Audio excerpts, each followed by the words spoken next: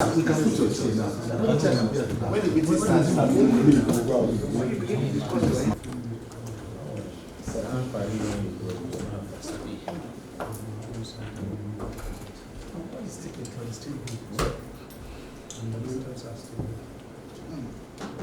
between now and then, we'll complete it. So, what are you doing? It's unethical. It's unethical.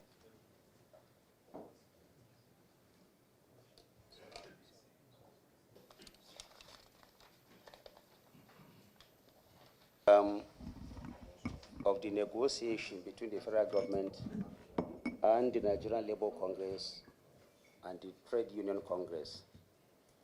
We've had very painstaking and meticulous deliberations, but what is important here is Nigeria, and all of us are committed to ensuring that this country remains united,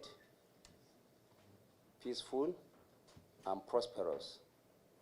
And that is the spirit behind every inch of this negotiation. We're grateful to say that at this point, we finally have an agreement to be jointly signed by the Trade Union Congress, the Nigerian Labour Congress, and the federal government. The details contained in the agreement will be presented by the Honorable Minister of Labour and Employment. Thank you for being here. Good evening.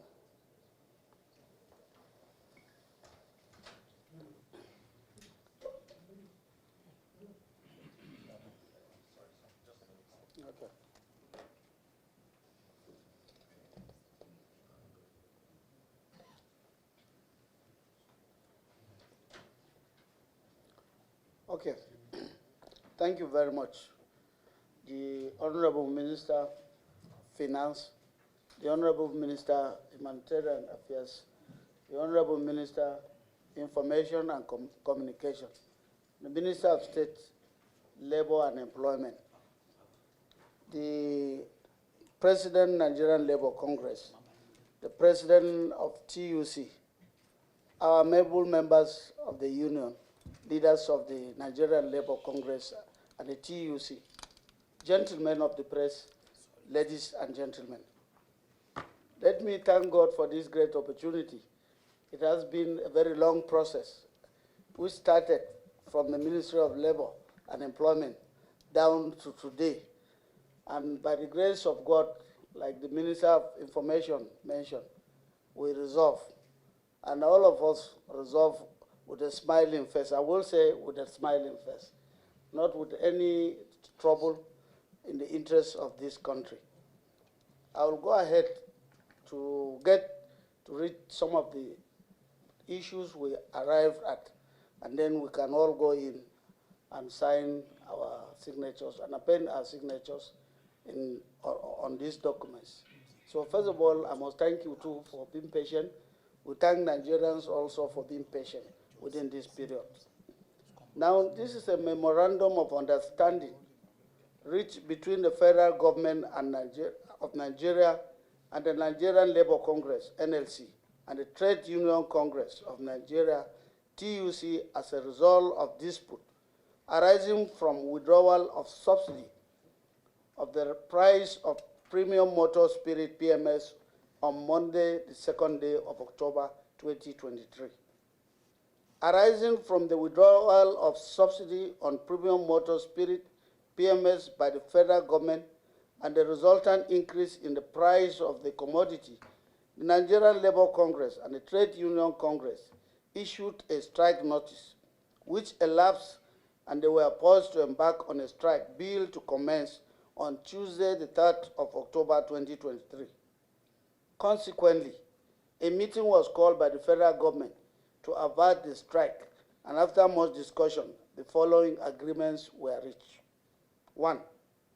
The federal government grants a wage award of 35,000 naira only to all federal government workers, beginning from the month of September, pending when a new minimum wage is expected to have been signed into law. 2. A minimum wage committee shall be inaugurated within 1 month from the date of this agreement. 3. Federal government suspends collection of value-added tax, VAT, on diesel for 6 months beginning from October 2023. 4. Federal government accepts to vote 100 billion for the provision of high-capacity buses for mass transit in Nigeria, that is CNG. Provisions are also being made for initial 54,000 CNG conversion kits to kickstart an auto gas conversion program. Whilst work is ongoing on the start of the state-of-the-art CNG station nationwide. The rollout aims to commence by November with pilots across 10 campuses nationwide. 5. The federal government plans to implement various tax incentive measures for private sector and the general public. 6. On the leadership crisis rocking the NURTW and the purported proscription of Retian, RTEN, the federal government commits to handling labor matters in line with relevant ILO conventions and Nigerian Labor Acts. A resolution of the ongoing impasse is expected by or before October 13. 7. The issue of outstanding salaries and wages of tertiary education workers in federal-owned educational institutions is being referred to Ministry of Labor and Employment for further engagement. 8. The federal government commits to pay 25,000 per month for 3 months, starting from October 2023, to 15 million households, including vulnerable pensioners. 9. The federal government will increase its initiative on subsidized distribution of fertilizers to farmers across the country. 10. The federal government should urge state government through the National Economic Council and Governors Forum to implement wage award to their workers. Similar consideration should also be given to local governments and the private sector workers. 11. The federal government commits to the provisions of funds as announced by President on the 1st of August broadcast to the nation for micro and small-scale enterprises. The MSME's beneficiaries should commit to the principle of decent jobs. 12. A joint visitation will be made to the refineries to ascertain their rehabilitation status. 13. All parties commit to henceforth abide by the dictates of social dialogue in all our future engagements. 14. The NLC and the TUC accept to suspend for 30 days the planned indefinite nationwide strike scheduled to begin Tuesday, the 3rd of October 2023. And 15.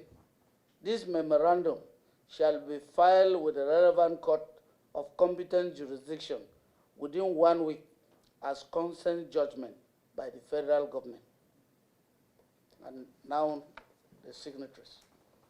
The NLC president is here. The TUC president is here.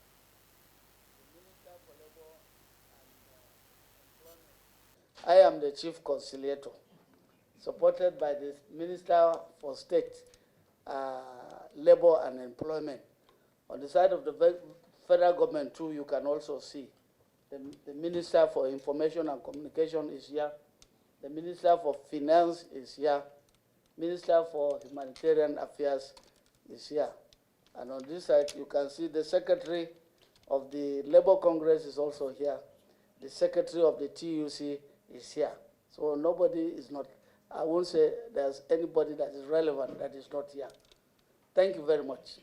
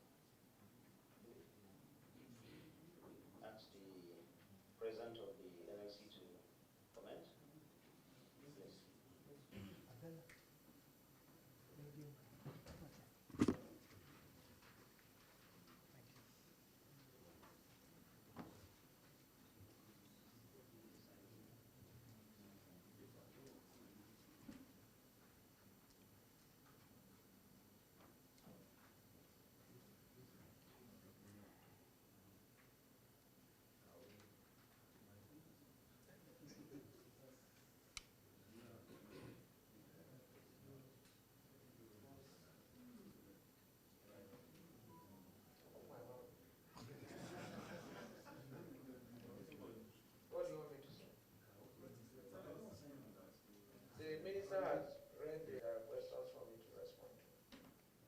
Yeah, NLC President has the strike to order. It is contained in the text.